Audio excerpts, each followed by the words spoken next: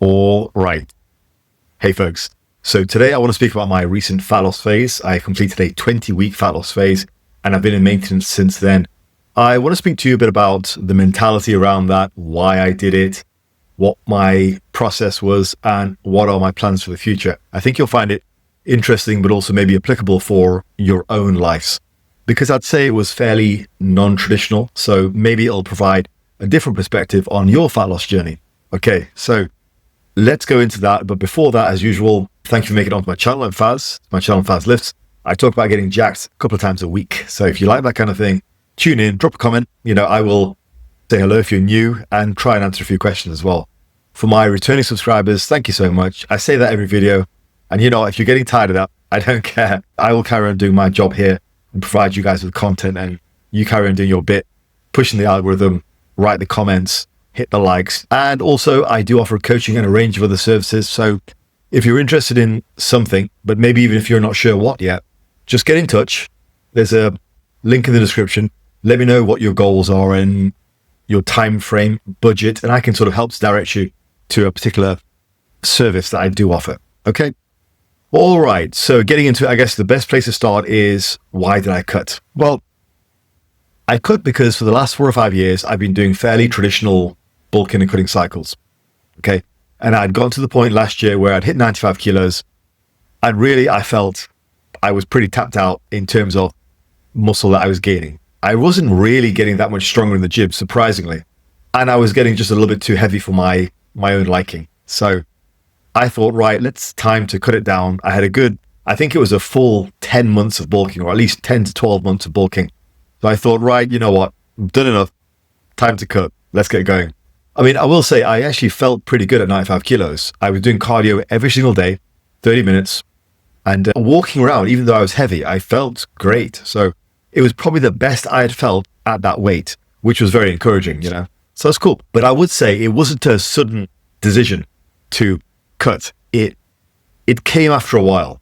I think I'd even thought about cutting as early as July, August time, but I never really got the momentum I needed to get going because I wasn't really in the right frame of mind for it. And I think for me, that's very important. I have to feel like I'm in the right frame of mind to begin a fat loss endeavor. If I don't feel cutting fat is a super exciting prospect, I don't do it, So that's the first thing. The mentality had to be there. By the time I started the cut, I really was just sick of it. And I thought, right, I want to cut now.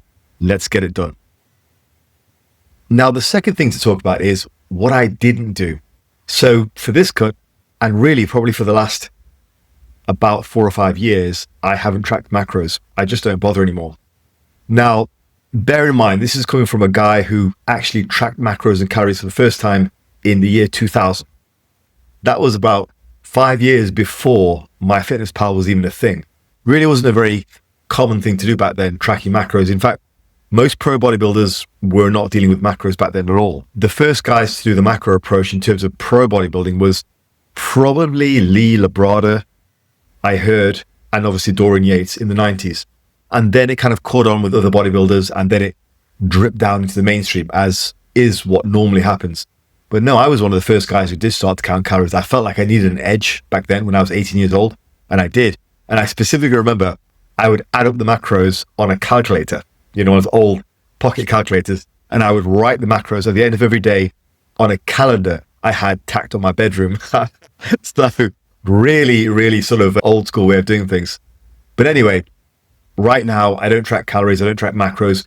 What I really do is I focus on my food choices and just an awareness of what I need to do. An awareness that my general intake needs to be lower. And also I need to eat a particular variety of foods. So my focus really was on more of an intuitive structure rather than obsessive tracking. That was my idea. Later on in my life, I just haven't enjoyed the idea of tracking everything religiously. I just don't think it suits me mentally. If we talk about what I actually did focus on, I focused on food quality. Most of my meals, if we just take things macro by macro, my protein options were mostly lean protein. So we're looking at chicken breast. I get this lovely pre-marinated chicken breast from my local butchers, so that was great. I also really like fish, any kind of fish, haddock, pollock, salmon, all good. I buy them frozen and in bulk. But generally speaking, my protein options were really very lean. I did like to get some healthy fats from salmon, but in general, they were very lean protein options. Now, my carbohydrate options were all whole foods. I cut out rice and pasta pretty much completely the whole time. Now, don't panic, right? Faz is not turning into some naturalistic huckster. Just because I found I could get more food volume from potatoes than I could from rice or pasta. So it was an easy choice. There's nothing wrong with rice or pasta at all. I'm not saying there is. But for me personally, you got to bear in mind, I'm an older guy. My metabolism's okay, but my appetite's always been sky high. So really at this point, I have to really strike that balance of having as filling meals as possible. Otherwise, my natural latent hunger will shine. So I have to really set up my day to make sure that the only foods I have available to me are foods which are conducive to my diet. So yeah, we're looking at lead proteins. Vegetable sources were all whole foods, and really a lot of potatoes, like sweet potatoes, regular potatoes, legumes were a very popular option, and vegetables. That's about it. And really, if that's all you keep in your house, kind of all you can eat, they're very filling and they're very good for you. So I found I was very, very full most of the time. Hunger wasn't a massive issue for me, which I'd say is pretty common throughout my diets. I don't tend to get that hungry, or at least it's controllable anyway. I'll tell you about what I do about hunger later. You might enjoy hearing about that. Really what it is for me is it becomes boredom. I want chocolate. I want sweets. I want this. I want that, whatever. That's the main thing that I fight against. Obviously, I get hunger. I get hungry. I'd say my level of food signals are probably higher than the average person. You guys all know me as a pretty lean dude, but I've never been that lean. If you ask my mother, she'll tell you I was a lot heavier for most of my life. In my 20s, most of my 30s, I was a lot heavier. And I've always fought against that inner fat boy. And I still do. It's not something I find easy. So when I'm talking to you about diets, some of you hopefully will find it useful. Some of you might find it a bit extreme, but just understand this is the cross I bear. Okay. Muscle building, strength building, I've always found to be fairly easy. Fat loss has always been my particular area that I struggle with. So as of now that I am getting lean, I am lean, and I'm retaining that leanness unashamedly, I feel very proud of myself because it's not something I've ever found that easy. So to achieve the degree of mastery on my body composition like I do now, I think is a very big achievement. It's a bigger achievement for me than it is for somebody who's naturally lean, because I never was. So what I did focus on was really the food quality. That was a big thing, and making sure that I had my routine in place. So in the house, I didn't stock foods which were not conducive to my goals. And my wife was very supportive, right? She does keep some chocolate in the house, but she keeps it in a hidden location. So that helps me out, which is really sweet of her. It's nice, it's for her to do that for me, and it's cool. Like, I'm all for that, Knows during the period of the diet, I didn't want to have that kind of stuff in the house. And like any loving wife, she's very supportive. I communicated with her at the beginning of the diet, this is the way I want it to be. And she's like, okay, Faz, no problem, I'll get it done. So just communication helps a lot. So, on a side note, communication with your partner when you are attempting something like this helps a lot. This is your thing. This is not theirs. So if you have kids, if you have a wife, parents you live with, this is not their deal. If they don't understand it, well, it's not down to them to understand it. It's down to you to explain it and explain what your needs are and what your requirements are, and just try not to impose too much on their lives. Remember, this is your choice. My wife would love me if I'm big or small or whatever. So I'm not doing it for her. So as much as possible, I want her to understand how she can help me, but otherwise I don't want my thing to intrude on her life. I think that's only fair. So that's a bit about what I didn't do, what I did do. Now, I think the big thing is the mentality. For me, fat loss is a mental game, hugely. So some of what I'm about to say, I think maybe some of you might find to be a bit extreme, but I don't know. I mean, I personally feel like discipline gives you a lot of freedom, So some of the things I did were to lock in my routine. So, for example, I only kept food in the house which was conducive to my goals. I didn't bother keeping donuts or chocolates in the house, because if I wanted something like that, well, I had to get dressed, go to the store, buy it, come back. And by the time I'd been through that whole rigmarole, it just wasn't worth it. And equally speaking, if I felt really hungry, all I had to do was go to the fridge and grab some prepped food, because I had loads of food prepped. I have a chest freezer behind me here, and that is just full of food, which I can just grab, throw in the microwave. So it's actually easier for me to eat healthier meals than it is to me to either cook something unhealthy, go to the store, buy something unhealthy, or even order an Uber Eats and get it delivered to my house, which would still take 30 to 60 minutes. So in this area, I'm not naturally drawn towards the right choice, because again, I'm that inner fat boy. So what I've done is I've set up my life so the easiest choice is the one I should be making. That's key. For those of you familiar with Atomic Habits, James Clear's work, he talks about that a lot. Make the right choice the easy choice. And most people are naturally quite lazy, so that's what we'll do. So that was a big part of what I did. So yeah, we're talking about the mentality. I personally feel, and this is especially true as you get older, I think it's important to do hard things. I think it's very important to train your mind to be able to do hard things. So for example, there were mornings where I would wake up and I'd be hungry. And it's quite unusual for me. I don't normally eat till midday. That's out of habit. But during the course of the diet, because you're not eating very much, you're going long periods of time without large amounts of food, I didn't really refeed that much. There were some occasions where I would actually wake up hungry. Sometimes even wake up in the middle of the night hungry. Now, my solution to that is probably one which is a bit unusual. Some of you might be horrified in hearing this, but this is what works for me. This is not what I suggest to my clients, but I'm just saying this is what works for me. As a guy who's older, okay? I'm older. I'm natural. I feel like I need to train myself to have a very strong mind when it comes to this kind of stuff. So if I did wake up on a morning and felt hungry, rather than succumb to that, or rather than just dig into my diet and go, right, I'm going to be extra on it today, I would actually fast. So why did I do that? Well, I didn't like that feeling. I didn't like that feeling of weakness, to wake up, to feel like you might succumb to your base instincts. I mean, listen, the moment we feel sleepy, we don't go to bed. The moment we feel horny, we don't start jacking off. So hunger is just another emotion. We can train ourselves to respond to it in a positive way or in a way which is not conducive to our goals. So yeah, whenever I felt hungry during the course of diet, I would purposely fast for the entire day and maybe eat at 8 o'clock at night, have a short meal before bed, and then go to sleep. I want to cultivate that mindset of being an absolute savage. That's how I like to be. I have things to get done. I don't want my feelings to get in the way of those things. And you know, there's a lot to be said for people online, on social media saying, be kind to yourself, all that kind of stuff. But bottom line, I've always been a very competitive person. If I have a goal, it's getting nailed.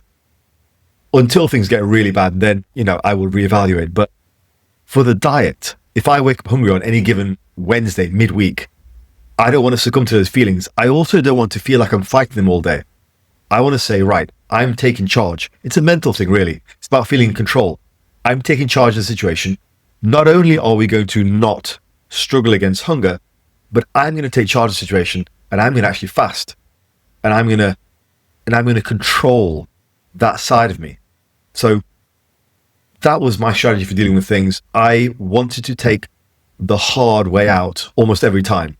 I wanted to say no to short-term pleasure and just focus my mind and sharpen my instincts to go, right, well, you know what? I'm in control. Because I personally find feeling in control of a diet is key. So for the first 7 or 8 weeks, I had no refeeds, no cheat meals, nothing. And I lost a ton of weight.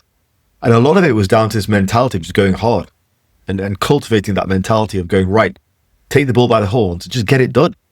You know, there's so much information out there on different ways to diet, like fasting and keto and macros and carb cycling and this and that and everything. But A lot of that is designed to make the diet easier. How about you actually focus on making yourself tougher? Getting those harder reps in the gym, carrying on going to the gym when you're hungry and you're tired. Like that, those are the things I feel like I want to be more focused on rather than trying to make everything easy for myself. I think you can make things easier, but you can also just bring yourself up and make yourself tougher as well. And that's the key part of it. So that's a big thing for me, is being tough and retaining a level of toughness in an activity which I honestly don't find very easy. I've said this before. I don't find fat loss easy or staying lean easy. Maybe other people might be looking at this video going, Faz needs all that willpower just for a diet. And I get that. Like, if it's something which you find a little bit easier, then I totally get what your perspective is. You might look at me and go, wow, all this just for a diet. Come on, Faz, calm down. We all have things we struggle with. And I'm being very open and honest. I'm laying my cards on the table. You guys know me as that lean coach, right? Lean coach Faz, but I wasn't always this way. So I find that there's extra value in doing what I do for me, because I can relate to all these things. I can relate to being the fat kid. I can relate to having those higher hunger signals and having to really exert that control and discipline upon yourself. And at this stage where I have achieved a good degree of mastery in my diet, my life is set up to allow me to stay lean. Obviously, you still need to have willpower, but most of my options are good options. And so as a result, I feel like I'm in a good place. But it takes time to achieve that level of mastery and not succumb to your base instincts. So that was part of the mentality shift, really was seeking out the difficult and mastering it and toughening yourself up. I also didn't really change anything to do with training. So let's talk about training now. In terms of how I trained, I changed nothing for the first 10 weeks. Nothing. I don't buy this idea that as soon as you start a diet, you have to lower your volume. Makes no sense. Like, I get it. I get the general principle. I'm not saying it makes no sense to me because I don't understand. I do understand. What I'm saying is, you're not in that position from day one of the diet. From day one of the diet, you're still relatively normal. You've got yesterday's food in you. So the first 5, 7, 8, probably 10 weeks of the diet, I didn't change anything training-wise because I didn't need to. I had enough body fat on my frame. I had enough energy. The diet was still in a fresh stage. And mentally, I was strong that I didn't feel the need to change things straight away. I carried on training, turned up at the gym. To be honest, the first 8 weeks, I didn't even tell my training partners. Because why? Why bother? And also, I carried on doing cardio every day. Just standard for me now. 20 to 30 minutes of cardio and about 140 heart rate is pretty standard for me and pretty common. Now, one more thing on mentality. I didn't tell anybody that I started a cut until about 10 weeks into the cut, where it was starting to be visible. The reason is, I'm really not a fan of celebrating early. I'll give you an example. Super common example is smokers trying to give up smoking. I know a lady, older lady, I've talked about it before on the channel actually. She is constantly trying to give up smoking. Now, she will tell you on day one of giving up smoking, after 2 hours, she's given up smoking. And she's telling you that because she wants to hear you say congratulations, she wants to hear you say, well done, give her a pat on the shoulder and say, hey, great. And she always fails. She's still a smoker. I always find celebrating too early in any endeavor in life, whether it's business or addiction or weight loss, is a death sentence for the cut. Do not celebrate early at all. It's the same with the comments I get sometimes in my comment section. Some guys will be like, hey, you know what, I'm 30% body fat. How long should I cut for? How much weight can I lose in 10 weeks if I really lock in? These are all questions that people have sent me over the years. And it's almost a form of fetishism. It's like fantasizing about what could possibly happen. And I think what happens is, if you fantasize in that way about what could happen, if you allow other people to give you a high five before you've even accomplished anything, you will become lackadaisical. It'll take away that sense of urgency. It'll even take away the sense of desire to actually do the thing that you wanted to do in the first place, which may have been weight loss or giving up smoking. I'm a firm believer that at least in the initial stages, until it's noticeable, don't say a thing. Carry on grinding. You've accomplished nothing yet. The last thing I want to hear from a guy who's 100 pounds overweight is, how am I doing, coach, after like 10 pounds? You've started. Well done. I love you for starting, and I'll be here for you the whole way through. But you're down 10 pounds. You got at least 100 more to go. We don't want to celebrate right now. All that does is it makes people take their foot off the gas, because that's what they're looking for. They're looking for that dopamine.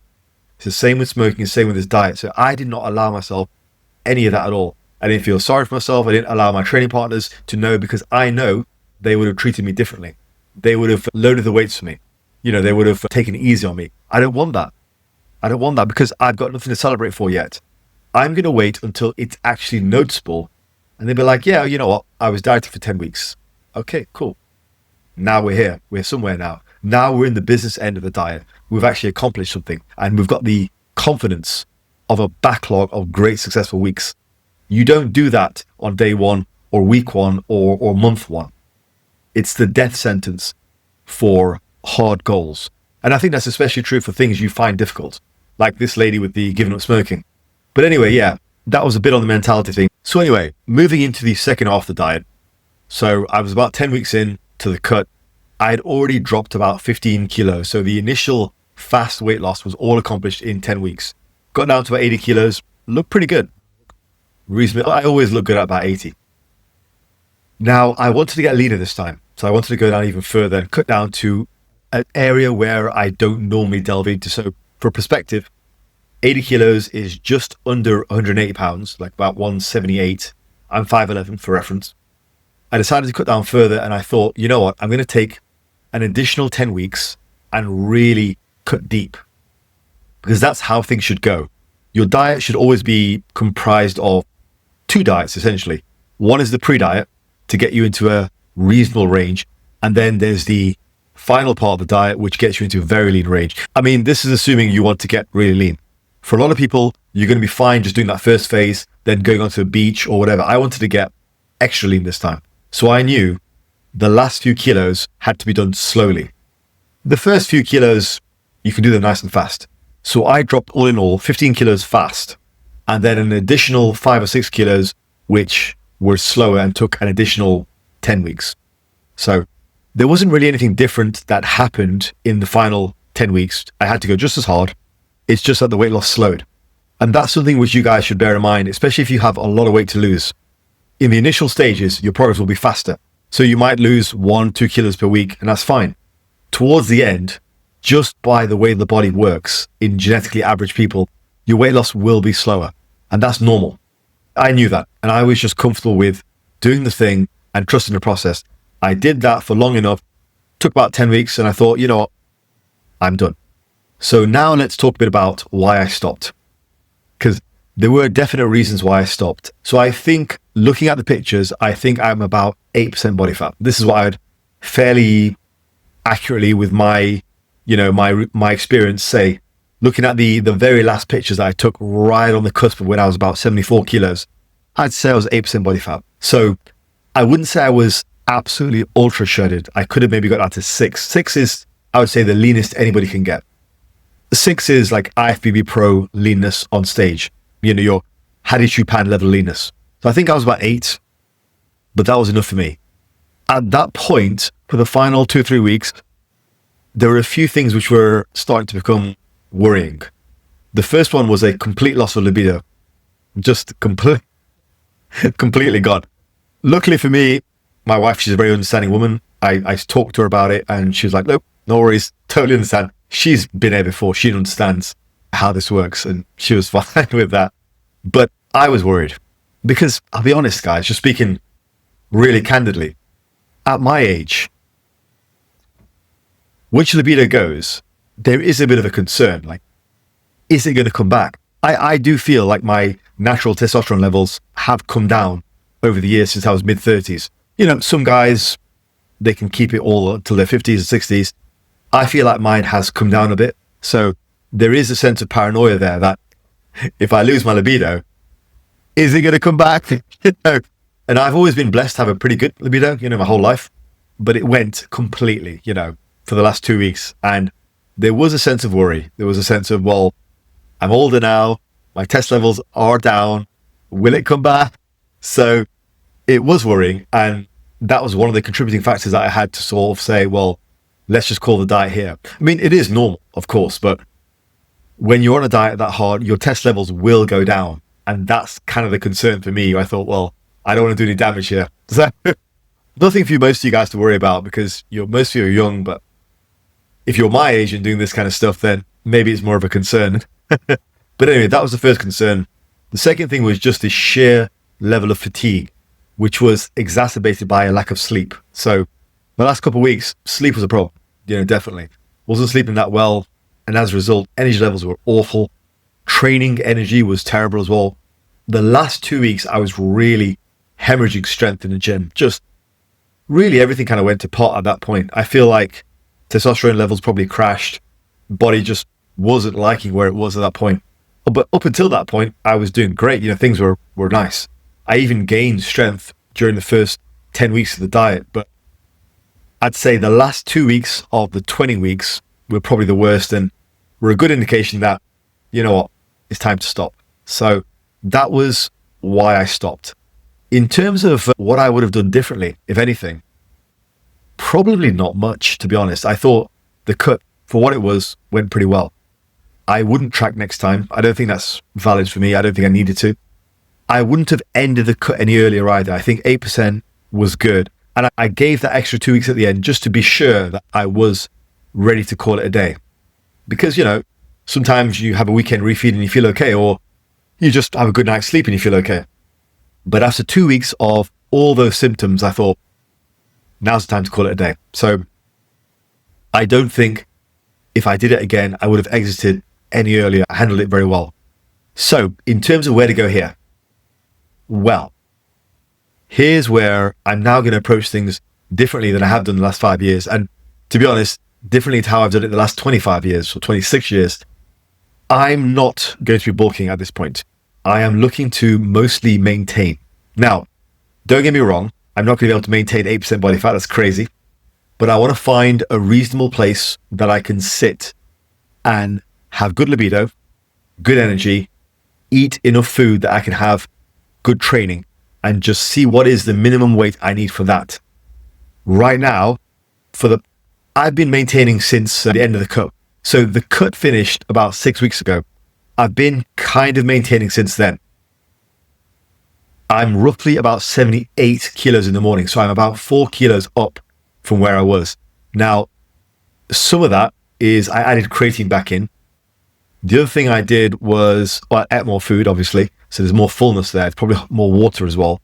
So there's a few added bits now that have contributed to me being 4 kilos heavy. But I would say, given 4 kilos, I don't feel like my body fat has increased that much.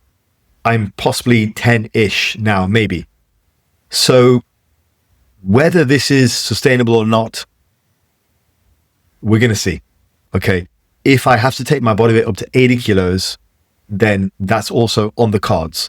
So I don't mind that. But as it is right now, I feel pretty good. I feel nice and aggressive in the gym. Libido's good. Energy is fine. So I feel okay. I'm not saying that's going to be the case forever at this body fat or this body weight. So I may need to go a little bit higher to 80. But the general plan is to roughly stay here rather than purposely go back up to 95 or even 90 kilos. That's the general plan. So we'll see. It'll be like a loose maintenance, really just finding the level that I can have a good quality of life on, but still remain relatively lean. Like, don't get me wrong, guys. I'm being realistic about this. I want to ensure that I have a good level of hormones. I feel pretty good, sleep good, all that stuff. I'm not going to allow any of that to be impacted on my look because of my look. I'm not going to allow any of that to be impacted because of my look. So I am being realistic, but it is a bit of a finding things out. And again, remember, we're all different. Former fat boy, it's tough, but I feel like I've achieved a good degree of mastery that I can hold myself where I want to. I just need to make sure I'm doing that with a good quality of life. Okay, so that's kind of my plan from here. Realistically, I don't feel I'm getting any bigger. I've already downsized from 2018. So, realistically, hormone levels probably have taken a hit over the last 10 years, but that's life. Okay. Some guys can hold it and maintain it and carry on. Jeff Alberts is a great example. I'm not Jeff. I'm doing what I can with my body. My size has come down since 2018, just the way it is. But, I still feel good. I still feel, well, now the diet's over, I still feel good. I still feel in a good mood, good libido, good energy, good sleep. So this is not an excuse to jump on TRT. This is just life. You're not going to feel like a 25-year-old your whole life, and that's okay. I'm okay with that, So that's where I'm going to from here. So just in terms of my final reflections, I don't speak about mentality that much at all on this channel. I speak more about the X's and O's, but I hope that this gave you a bit of an insight into my mentality around things. You got to remember, I've been a competitive athlete since I was 18. I'm 44 this year. Like, mentally, I'm an absolute savage. I keep that exact momentum going on my YouTube channel, in my work, in every aspect of my life. I don't speak about that very often because, to be honest, I don't think many people would relate. But I feel like if I'm going to spend time on an activity, I need to make sure I'm doing it right. And part of that for me is having those good habits and having that mindset, which is conducive to getting things done. So for that reason, I place a lot of value in mental toughness. I always have. And it's no different now. It's no different for my business. To achieve great success in anything, I feel you have to be mentally very strong. So in terms of my reflections, I feel like a diet is something people should try and do every once in a while. I think most people should stay relatively lean, most of the year, as long as it doesn't impact on their quality of life. And I think the challenge is worth doing. It's worth pushing yourself on an endeavor where you spend a lot of time. Most people talk about cutting. Most people talk about giving up bad habits, but very few actually follow through. I don't want to be one of those people. I think it's bad for the soul. I think it leads to dysfunctional behavior. And I just don't like the idea of that level of weakness. So I train myself not to. But that's probably going to be a video for another day. There's probably a lot more to it than that. And I feel like I need to get my thoughts ready first before I do a whole video on that, if I ever will. It's not something this channel is known for, so we'll still see. Anyway, I'm going to call it there, guys. If you have any questions about that, please do pop them down below. But yeah, it was good fun. It's good to be done. It was good fun. And I'm very proud of myself.